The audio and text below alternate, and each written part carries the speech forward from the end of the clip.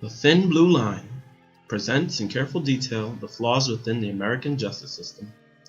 Even though the documentary is supposed to be centered on the murder of a police officer, it slowly develops to find out who really committed the crime, and if the man that was convicted is really guilty. It talks about the procedures and what each suspect went through when they were under arrest.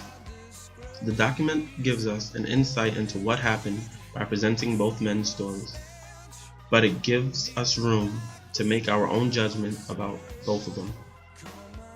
It was only until the end that the truth was revealed and we finally find out who was convicted and who was actually guilty.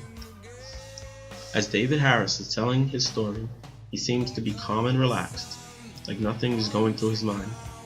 He tells his life story, and that almost makes him seem like a victim. All along, the detectives and the police officers have already made their verdict about who is the guilty one. It's almost as if they feel like someone that age and with such a tragic backstory would not be capable of committing such a crime. On the other hand, we have Randall Adams, who is an older man. He says that as soon as he moved to Dallas, he got a job and everything was going well. However, he also said that this must have been meant to happen. He questions why he had to run out of gas at the exact time and why he had to hitch a ride with David Harris. He talks about his life story and how he has no prior, but the detectives don't believe him and think he's overacting about his innocence. In their minds, they have already found the killer, and there is no backing away from their decision. Although both suspects tell the same story of what happened that night, David's story was always about 2 hours later than that of Randall's. The detectives have gathered 2 witnesses that have stated that they saw what happened that night, and they agree that it had been Randall Adams, the one who was driving the vehicle. But there is also another witness who tries to tell the detectives that those witnesses could not be trusted because they would have done whatever was necessary if there was an outcome that would benefit them in any way. They, of course, knew that there was a reward for those who could help in the case. Also, we later found out that their daughter was being held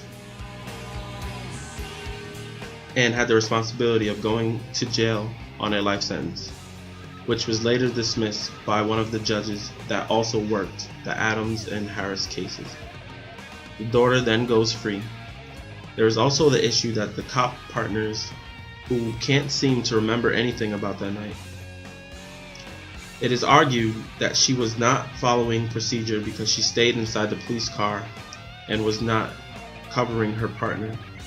She also makes a mistake when recalling the make of the vehicle. However, when she first testified, she said that there was only one person in the car and that he was wearing a Levi jacket. But when she testifies in court, she changes her statement and said that there were 2 persons in the car and that the shooter had bushy hair. When Randall asks why she changed her first statement, they just tell him that they refreshed her memory. Although the evidence all pointed to Harris being the guilty one, the prosecutor and the detectives had already made up their mind about who shot the police officer that night. None of the victims that the defense presented was enough to have Randall Adams set free. They were not even given the benefit of the doubt, and since the beginning, they too knew the prosecutor's decision had already been made. Even though the case had not followed through, the prosecutor even used David Harris as a witness, being that he was also a suspect in the murder. They chose to believe his side of the story even though he was the only one with a past criminal record. Even though the defense had everything going against him, they knew that Adams was innocent, and if they didn't fight for him, he would be sentenced to the death penalty. Although they worked hard to set Adams free, he was eventually sentenced in life in prison. However, the interview that took place with David Harris after Adams was convicted helped set him free, because Harris is one way or another confessed to have been him who committed the murder.